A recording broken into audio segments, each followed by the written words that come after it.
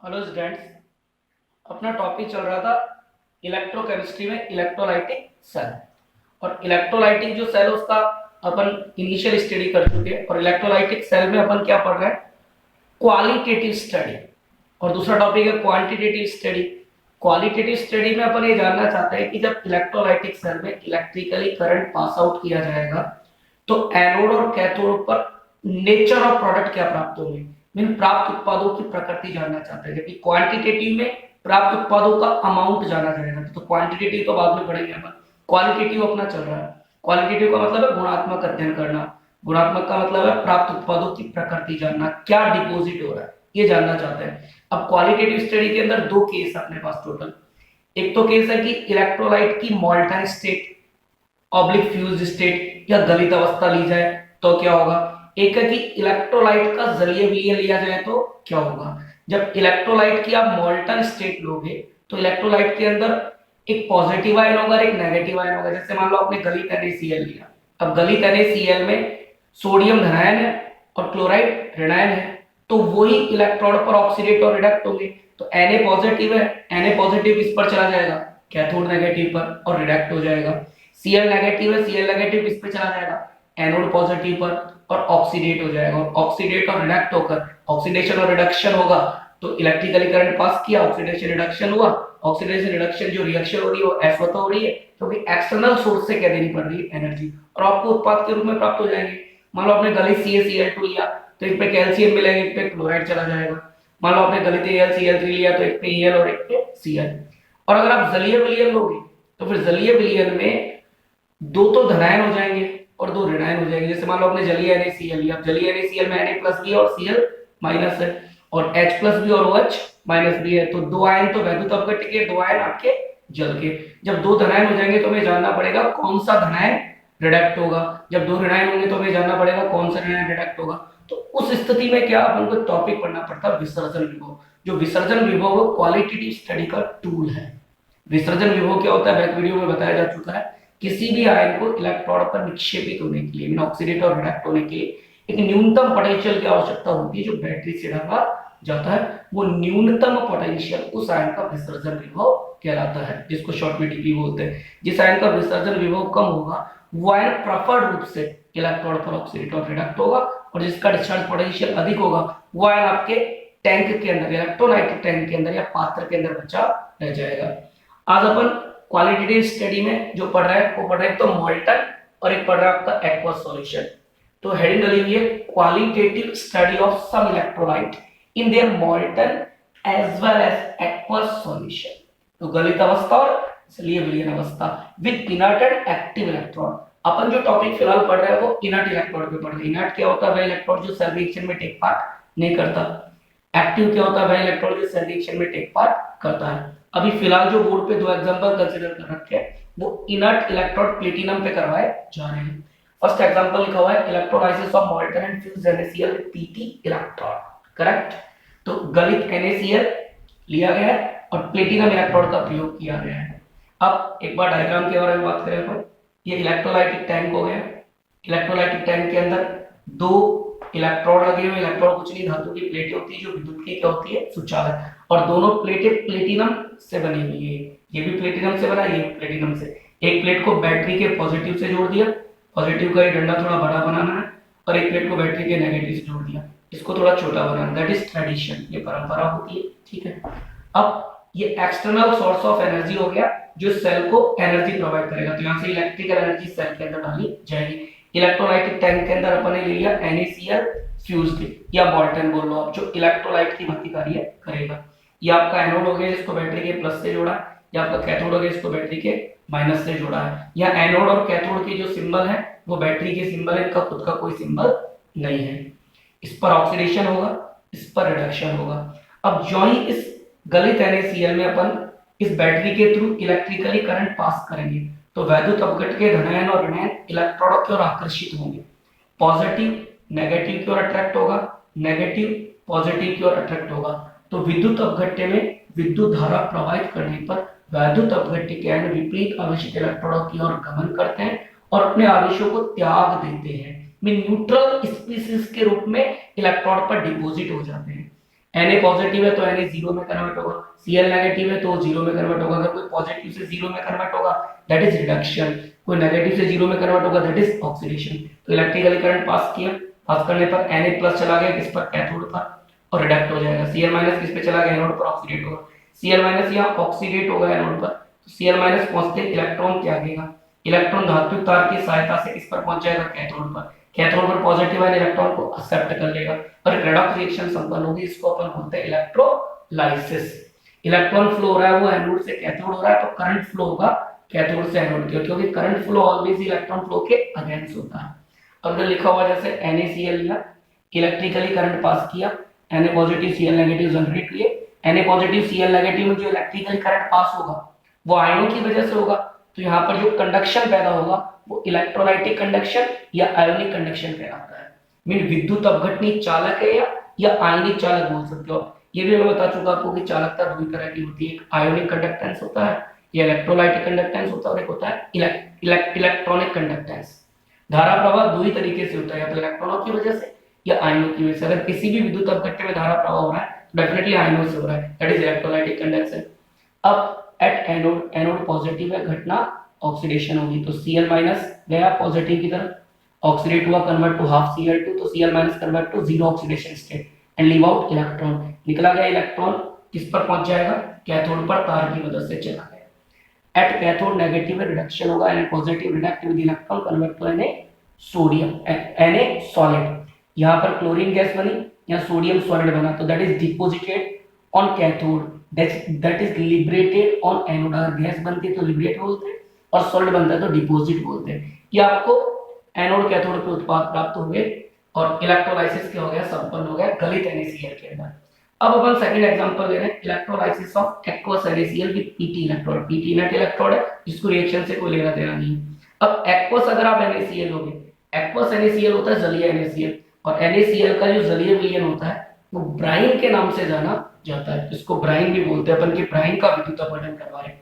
अब जब जलीय विलयन का विद्युत अपघटन करवाओगे तो NaCl, तो एक पॉजिटिव आयन तो Na से मिला, एक नेगेटिव आयन, एक पॉजिटिव आयन सोडियम हो गया, एक पॉजिटिव आयन, एक नेगेटिव आयन Cl हो गया, एक पॉजिटिव H प्लस, एक पॉजिटिव OH माइनस। तो जब आप NaCl का जलीय विलयन लोगे तो दो तो धनायन हो जाएंगे, एक धनायन आपका इलेक्ट्रोलाइट का, एक धनायन आपका जल का, और दो ऋणायन हो जाएंगे, एक ऋणायन आपका इलेक्ट्रोलाइट का और ऋणायन जल का। तो जब किसी भी विद्युत अपघट्य का अपन जलीय विलयन लेंगे तो उसमें कुल 4 ion H plus OH minus confirm होंगे, और धनायन और ऋणायन जो दो बच रहे हैं वो डिपेंड करेंगे कौन सा इलेक्ट्रोलाइट लेंगे। जैसे आप CaCl2 लोगे तो Ca+2 और Cl माइनस, AlCl3 लोगे Al+3 Cl माइनस। अब कॉपर सल्फेट का जलीय विलयन लोगे तो Copper+2 SO4-2। तो दो आयन जो है वो इलेक्ट्रोलाइट पे डिपेंड करेंगे कौन इलेक्ट्रोलाइट डाला जा रहा है, लेकिन दो आयन तो फिक्स होंगे H प्लस और OH माइनस। अब बात आती है जब जलीय विलयन लेंगे तो कौन सा धनायन रिडक्ट होगा, कौन सा ऋणायन ऑक्सीडेट होगा, उसके लिए अपन को डिस्चार्ज पोटेंशियल पढ़ना पड़ता है। तो डिस्चार्ज पोटेंशियल अपन पढ़ चुके। अगर इन दोनों धनायनों में बात करें तो H प्लस की रिडक्शन टेंडेंसी क्या है, ज्यादा है। H प्लस का डिस्चार्ज पोटेंशियल कम है, किससे, सोडियम से। तो इधर H प्लस रिडक्ट हो जाएगा कैथोड पर और हाइड्रोजन गैस बनेगी तो लिबरेट होगी। इधर Cl माइनस और OH माइनस में अपन बात करें तो Cl माइनस का ऑक्सीडेशन टेंडेंसी ज्यादा है, Cl माइनस का डिस्चार्ज पोटेंशियल OH से क्या है, कम है। तो Cl माइनस क्या होगा, ऑक्सीडेट होगा। ये अपन बैक वीडियो में देख चुके हैं कि कौन ऑक्सीडेट होगा और कौन रिडक्ट होगा अकॉर्डिंग टू डीपी। जिसका डीपी आप ज्यादा बताओगे वो ऑक्सीडेट और रिडक्ट नहीं होगा, और जिसका डीपी आप कम बताओगे वो ऑक्सीडेट और रिडक्ट होगा। अब किसका डीपी कम है, किसका डीपी ज्यादा है, उसके लिए आप बैक वीडियो देख लेना, उसमें समझा रखा आपको। तो इधर H प्लस का डीपी कम है, Na प्लस का डीपी ज्यादा है। इधर OH माइनस का डीपी ज्यादा है, Cl माइनस का डीपी कम है। जिसका डीपी कम ऑक्सीडेट, जिसका डीपी कम रिडक्ट, तो ये रिडक्ट होगा, ये ऑक्सीडेट होगा। अब पात्र में क्या बचा, NaOH। तो इसमें एक सिंपल क्वेश्चन पूछा जाता है कि जब जलीय NaCl लिया जाता है तो जलीय NaCl की pH बताओ पहले। तो जलीय NaCl में अगर अपन बात करें तो इधर से दिख रहा है HCl और इधर से दिख रहा है NaOH। NaOH to be strong base, HCl to be strong acid. तो बिफोर इलेक्ट्रोलाइसिस मीन इलेक्ट्रोलाइसिस से पहले जो जलीय विलयन है उसकी pH है 7 फॉर न्यूट्रल, और 7 से बिलो आएगी अगर pH तो एसिडिक, और 7 से अबव आएगी तो बेसिक। अब इस समय पीएच बिफोर इलेक्ट्रोलाइसिस में वैद्युत अपघटन से पूर्व पीएच वैल्यू चल रही है 7। तो वैद्युत अपघटन से पूर्व जलीय NaCl की पीएच 7 होती है, विलयन होता है उदासीन। तो एक्वस NaCl न्यूट्रल सॉल्यूशन है। लेकिन जब इसका इलेक्ट्रोलाइसिस करवा लोगे तो इलेक्ट्रोलाइसिस करवाने पर इसमें से H पॉजिटिव गायब हो जाएगा, इधर से Cl नेगेटिव गायब हो जाएगा, पात्र में क्या बचेगा NaOH। तो फिर पात्र में अगर NaOH बचा तो विद्युत अपघटन के बाद पात्र का जो पीएच है वो क्या होगा, इंक्रीज। दैट इज इंपॉर्टेंट कि NaCl के जलीय का विद्युत अपघटन कराने पर पीएच बढ़ती है, घटती है या नो चेंज। तो अपन बोलेंगे पीएच इंक्रीज होती है, ये पीएच इंक्रीज हो गई। और बर्तन के अंदर अगर अपन बात करें तो बर्तन के अंदर क्या बचेगा आपके पास NaOH। तो इलेक्ट्रोलाइटिक टैंक में बचा Na+OH-, दोनों ने मिलकर बना लिया NaOH। अब रिएक्शन कंसीडर कर लेते हैं। एट एनोड पॉजिटिव है, ऑक्सीडेशन होगा, सेल ये लेना आपको, बस यहाँ पर NaCl फ्यूज्ड की जगह NaCl जलीय लिख देना है, बाकी डायग्राम ये सेम रहेगा। Anode positive oxidation, Cl negative oxidate हुआ, convert to half Cl to gas at electron leave out. नीचे रीजन दे रखा है since discharge potential dp OH- का ज्यादा है किससे, Cl से। जिसका dp ज्यादा बताओगे आप वो इलेक्ट्रोलाइटिक टैंक में बचेगा, जिसका कम बताओगे वो आपका जो Cl- है वो ऑक्सीडेट हो जाएगा किस पर, एनोड पर, Cl2 गैस बना लेगा। तो यहाँ लिखेंगे अपन एनोड पर Cl2 गैस रिलीज होती है, मुक्त होती है। एट कैथोड, कैथोड आपका नेगेटिव है, रिडक्शन होगा, H+ ये इलेक्ट्रॉन एक्सेप्ट करेगा, एक्सेप्ट करते कन्वर्ट टू हाफ H2, तो हाइड्रोजन गैस बन गई। बात आती है H+ ही क्यों गया, तो उसका क्लेरिफिकेशन नीचे भी रखा है, क्योंकि डिस्चार्ज पोटेंशियल Na+ का ज्यादा है किससे, H+ से। तो उसका ज्यादा बताओगे वो बचेगा, जिसका कम बताओगे वो रिडक्ट हो जाएगा। अब पात्र में बचा Na+ और OH- दोनों मिलके क्या बना लेंगे, NaOH। अब यहाँ पे सिंपल क्वेश्चन पूछे जाते हैं कि जलीय NaCl का जब विद्युत अपघटन करवाया जाता है तो एनोड पर प्राप्त उत्पाद बताओ, क्लोरीन गैस। कैथोड पर प्राप्त उत्पाद बताओ, हाइड्रोजन गैस।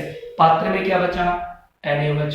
बिफोर विद्युत अपघटन से पूर्व जलीय विलयन की पीएच बताओ, NaCl के जलीय विलयन की, तो 7। उदासीन, विद्युत अपघटन के बाद पीएच बढ़ जाती है, इंक्रीज हो जाती है, क्योंकि पात्र में अवस्था NaOH प्रकृति में क्षारीय है। यहां तक कोई दिक्कत नहीं। देन ये जो NaCl के जलीय विलयन का विद्युत अपघटन करवाया जाता है, ये जिस इलेक्ट्रोलाइटिक सेल में संपन्न होता है उसको बोलते हैं कास्टनर-केल्नर सेल। तो एक कास्टनर-केल्नर सेल में क्या होता है, संपन्न होता है। ये सेल का नेम है जो इंपॉर्टेंट है, याद रखिए, कास्टनर-केल्नर सेल। इधर जो अपने गलित NaCl का विद्युत अपघटन करवा रखा है, वो जो इलेक्ट्रोलाइटिक सेल जो गलित NaCl के विद्युत अपघटन में प्रयुक्त किया जाता है, उस सेल को अपन यहाँ पर बोलते हैं डाउन सेल। तो ये डाउन इलेक्ट्रोलाइटिक सेल में होता है, ये कास्टनर-केल्नर इलेक्ट्रोलाइटिक सेल में होता है।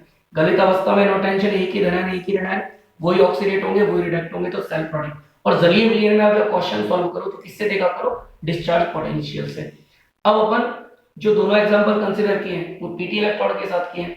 अभी अपन ने जो कंसीडर किया वो इनर्ट इलेक्ट्रोड किया है। अभी अपन को एक्टिव इलेक्ट्रोड के साथ भी कुछ एग्जांपल कंसीडर कर लेंगे। तो दो एग्जांपल तो हुए, अभी अपन पढ़ेंगे जलीय कॉपर सल्फेट, जलीय AgNO3, जलीय H2SO4, जलीय HCl, जलीय NaOH। अपन को मोर एग्जांपल और कंसीडर इसमें भी करना है। ये दो एग्जांपल आपके समझ में आ गए होंगे।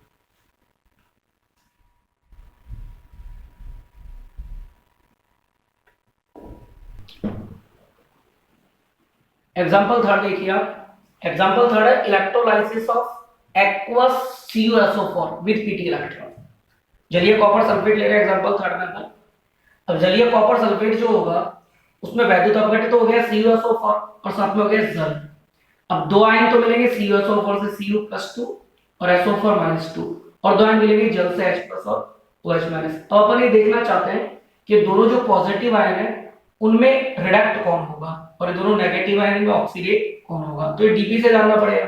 वी नो दैट अगर अपन बात करें Copper+2 और H+ में, तो Copper+2 और H+ में से Copper+2 की रिडक्शन टेंडेंसी ज्यादा है, H+ की रिडक्शन टेंडेंसी कम है। इसमें रिडक्ट होने की प्रवृत्ति अधिक है। वी नो दैट Copper+2 का विसर्जन विभव कम होता है और H+ का विसर्जन विभव ज्यादा होता है। जिसका विसर्जन विभव कम होगा वो आयन इलेक्ट्रोड पर रिडक्ट होगा। तो इधर कैथोड पे रिडक्ट कौन होगा, कॉपर। ये चला गया कैथोड पर, कैथोड, तो कैथोड पे कॉपर आपका रिडक्ट हो चुका है। पात्र में इधर कौन बच गया, H+ ड्यू टू विसर्जन विभव अधिक और विसर्जन विभव कम। इधर बात करें दोनों आयनों में, SO4 माइनस 2 और OH माइनस। तो SO4 माइनस 2 का विसर्जन विभव ज्यादा है, OH माइनस का विसर्जन विभव कम है, तो इधर ऑक्सीडेट कौन होगा? OH minus. याद रखने के लिए तरीका है, जो बड़ा रेडायन होगा वो बचेगा, जो छोटा रेडायन होगा वो चला जाएगा। बाकी विसर्जन विभव एक वीडियो में पढ़ लेना, उसमें समझा रखा आपको। तो इसका विसर्जन अधिक है, इसका विसर्जन कम है, तो ये चला गया एनोड पर। अब पात्र में क्या बचा? H प्लस SO4 माइनस 2, ये दोनों मिलके बना लेंगे H2SO4। तो पात्र के अंदर बनेगा H2SO4, करेक्ट। रही बात की विद्युत अपघटन से पहले पीएच कितनी थी, विद्युत अपघटन के बाद पीएच कितनी है, तो वो देख लेते हैं अपन। ये कॉपर सल्फेट का जलीय विलयन बिफोर विद्युत अपघटन, इधर से दिख रहा है कॉपर का हाइड्रोक्साइड, करेक्ट, और इधर से दिख रहा है H2SO4। 2H प्लस अपन कंसीडर कर लेंगे, ऐसे ही तो बोलेंगे अपन, 2H प्लस अपन कंसीडर कर लेंगे, तो इधर H2SO4, इधर 2H कंसीडर कर लेंगे, COH का होल ट्वाइस। COH का होल ट्वाइस डी ब्लॉक का हाइड्रोक्साइड है जो वीक बेस है, और H2SO4 जो आपका है वो स्ट्रॉन्ग एसिड है। प्रकृति सदैव ही प्रबल घटक की होती है, तो कॉपर सल्फेट का जलीय विलयन प्रकृति में कैसा होगा? अम्लीय। तो डेफिनेट है इसकी जो कॉपर सल्फेट का जलीय विलयन होगा उसकी विद्युत अपघटन से पूर्व पीएच 7 से कम होगी। लेकिन जब हम विद्युत अपघटन करवाएंगे तो विद्युत अपघटन करवाने के दौरान इधर से कॉपर गायब हो जाएगा, इधर से OH गायब हो जाएगा, बर्तन में सिर्फ H2SO4 बचेगा। तो फिर इधर भी मुझे कहना पड़ेगा पीएच क्या होगी? डिक्रीज। तो 7 से कम पहले थी, वो और कम हो जाएगी विद्युत अपघटन कराने के बाद, और विद्युत अपघटन कराने से पहले भी 7 से कम थी, ठीक है, और फिर वो और ज्यादा कम हो जाएगी, तो पीएच डिक्रीज बोलेंगे अपन विद्युत अपघटन के बाद। अब रिएक्शन कंसीडर कर लेते हैं। एट एनोड पॉजिटिव घटना ऑक्सीडेशन रिएक्शन होगी, सेल आपका विद्युत अपघटन सेल चल ही रहा है, OH माइनस रिडक्ट होगा, अपन चेक कर ही चुके हैं। अब ये दो OH माइनस बैलेंस करने के लिए ले रखा है। अब OH माइनस अब ऑक्सीडेट होगा तो प्रोडक्ट क्या बनेंगे, तो उसको यूं समझ लो आप, जैसे अपने पास है OH माइनस दो OH माइनस, करेक्ट। अब दो OH माइनस जो आपके, इसको अगर मैं यूं लिख दूं तो बात आपके समझ में आ जाएगी, O minus 2 H plus O minus 2 H plus. ये मैंने OH को तोड़ के लिख लिया है, O minus 2 H plus O minus 2 H plus. अब एक तो ये बना दो आप जल, 2H प्लस और O माइनस 2 मिलकर जल बना लेगा। जल बनने में ना तो ऑक्सीडेशन हुआ ना रिडक्शन हुआ, और ये O माइनस 2 जो बचा, इसके 2 इलेक्ट्रॉन आप बाहर निकाल दो। जब 2 इलेक्ट्रॉन बाहर निकाल दोगे तो O बचेगा, O को लिख नहीं सकते हाफ O2, तो वे ऑक्सीजन ऑक्सीडेट हुई, और ऑक्सीडेट होके क्या बना लिया? Oxygen gas. तो O माइनस 2 ऑक्सीडेट होकर ऑक्सीजन गैस बना रहा है, तो आपका जो एनोड होगा उस पर ऑक्सीजन गैस प्राप्त होगी आपको, और 2 इलेक्ट्रॉन निकाल दिए जाएंगे। तो 2 इलेक्ट्रॉन निकल गए, यहाँ देख लो आप, ये 2 इलेक्ट्रॉन चले गए, और O को अपन रिटर्न करेंगे हाफ O2, तो O minus 2 convert to 0, that is oxidation.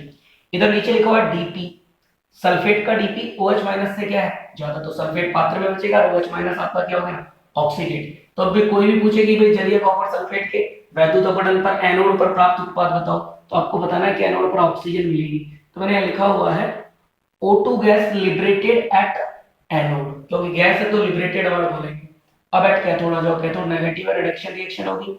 अब रिडक्शन किसका होगा? कंसीडर कर चुके, कॉपर प्लस 2 का होगा, क्योंकि कॉपर प्लस 2 का विसर्जन विभव कम है, तो copper plus 2 reduct 2 electron convert to copper solid, 2 electron वहां से आएंगे, करेक्ट। ऑक्सीडेशन रिडक्शन रिएक्शन हो गई, और इलेक्ट्रिकल एनर्जी पास करी, उससे रेडॉक्स हुई। रेडॉक्स अभिक्रिया प्रकृति में कैसी है?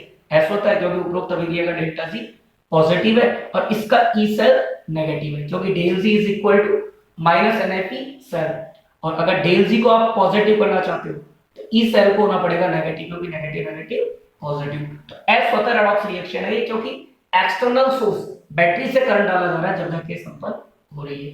नीचे लिखा हुआ डीपीएच प्लस का अधिक किससे? कॉपर प्लस 2 से।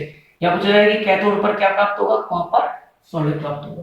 जस्ट अगला एग्जांपल ले रखा है, sample for electrolysis of aqueous AgNO3 with PT electrode, वो इनर्ट इलेक्ट्रोड के साथ AgNO3 का जलीय विलयन लिया गया है। अब AgNO3 का जलीय विलयन लोगे तो 2 आयन तो हो गए AgNO3 से, 2 आयन हो गए किससे? जल से। अब बात आती है दोनों में से कौन सा आयन कैथोड पर रिएक्ट होगा। Ag+ का विसर्जन विभव H+ से क्या है? कम है, छापा में आता है, इसका विसर्जन विभव कम है, इसका विसर्जन ज्यादा है, तो इधर रिडक्ट कौन होगा? Ag+, किस पर? कैथोड पर। इधर NO3- और OH- में से ऑक्सीडेशन देखना है। OH जो माइनस है उसका विसर्जन विभव क्या है? कम है, किससे? NO3 से। नंबर ऑफ ऑक्सीजन ज्यादा है, इसमें नंबर ऑफ ऑक्सीजन कम है। याद रखने का तरीका ये भी हो सकता है। तो ये होगा आपका ऑक्सीडेट। तो ये ऑक्सीडेट किस पर, एनोड पर। अब पात्र में क्या बचा, AgNO, AgNO3 में से A0 तो चला गया, तो पात्र में बचा HNO3। तो मैं लिख देता हूं पात्र में HNO3। अब बात आती है विद्युत अपघटन से पूर्व पीएच। देखो इधर से AgOH दिख रहा है, इधर से HNO3 दिख रहा है। विद्युत अपघटन से पहले तो AgNO3 का जो जलीय विलयन होगा वो प्रकृति में क्या होगा, अम्लीय, क्योंकि strong acid weak base, D block का हाइड्रोक्साइड वीक बेस होता है और स्ट्रॉन्ग एसिड है तो प्रकृति प्रबल घटक की होती है, तो ये आपका एसिडिक हो गया विलयन। लेकिन जब हम विद्युत अपघटन करवा लेंगे तो विद्युत अपघटन के बाद तो AgOH गायब ही हो जाएगा, तो बचेगा सिर्फ HNO3। तो पीएच पहले अम्लीय थी वो और ज्यादा अम्लीय हो जाएगी, तो फिर यहाँ पीएच के रेफरेंस में लिखेंगे पीएच डिक्रीज और पात्र में HNO3 मिला। एट एनोड पॉजिटिव घटना ऑक्सीडेशन। OH माइनस ऑक्सीडेट कैसे होता है ऊपर समझा दिया आपको। जल लिबरेट होगी कौन, oxygen gas, that is important, वो इलेक्ट्रॉन लीव आउट करेंगे। डिस्चार्ज पोटेंशियल NO3 माइनस का अधिक है, किससे, OH से, तो NO3 माइनस का ज्यादा बता दिया, पात्र में बच गया। OH माइनस आपका ऑक्सीडेट हो गया। यहाँ पूछा जाए कि एनोड पर प्राप्त होगा तो आंसर आएगा, याद रखना, ऑक्सीजन गैस प्राप्त होगी। ठीक है, इधर आ जाओ। At cathode, cathode negative reduction होगा। अब रिडक्शन किसका होगा, रिडक्शन में दोनों में कंपटीशन है, कंपटीशन में Ag प्लस वरीयता रूप से क्या होगा, रिडक्ट, क्योंकि Ag प्लस का विसर्जन कम है। Ag प्लस इलेक्ट्रॉन लिया, इलेक्ट्रॉन यहीं से लिया है, और कोई कहे कि भाई बैलेंस करो, तो बैलेंस करने की कोई आवश्यकता नहीं है, लिखना चाहो तो 2 लिख सकते हो, नहीं कोई जरूरी नहीं है, क्योंकि इसमें दोनों रिएक्शन जुड़ती नहीं है। ऑक्सीडेशन अलग चल रहा है और रिडक्शन अलग चल रहा है। चल एक ही पात्र में रहा है लेकिन अलग अलग इलेक्ट्रोड पे संपन्न हो रहे, इसलिए ऐसा कुछ नहीं है। तो Ag प्लस एक इलेक्ट्रॉन एक्सेप्ट किया, convert to Ag solid. Discharge potential H plus का ज्यादा है, किससे, Ag प्लस से, तो H प्लस का ज्यादा बता दे तो H प्लस तो बच गया और Ag प्लस क्या हो गया, रिडक्ट हो गया। और अब पात्र में इधर से देखे अपन तो इधर से बचा NO3, इधर से बचा H प्लस, दोनों मिलके क्या बना लेंगे, HNO3। ये आपको हो गया AgNO3 का Pt इलेक्ट्रॉन के साथ। इस तरह टोटल अपने पास कितने एग्जांपल कंसीडर कर लिए अपन ने, 4। एक गलित NaCl हो गए, एक जलीय NaCl जिसको ब्राइन बोलते हैं वो पढ़ लिया, एक जलीय कॉपर सल्फेट, और एक पढ़ लिया अपन ने जलीय AgNO3। अब 10-12 एग्जांपल और कंसीडर करेंगे, वो एक साथ एक टेबल में कंसीडर कर लेंगे नेक्स्ट वीडियो में। आप वीडियो को ज्यादा से ज्यादा लोगों के पास शेयर करें, चैनल को सब्सक्राइब करें और शेयर जरूर करें आप इसको, ताकि अधिक से अधिक विद्यार्थियों को इसका क्या मिल सके, लाभ मिल सके।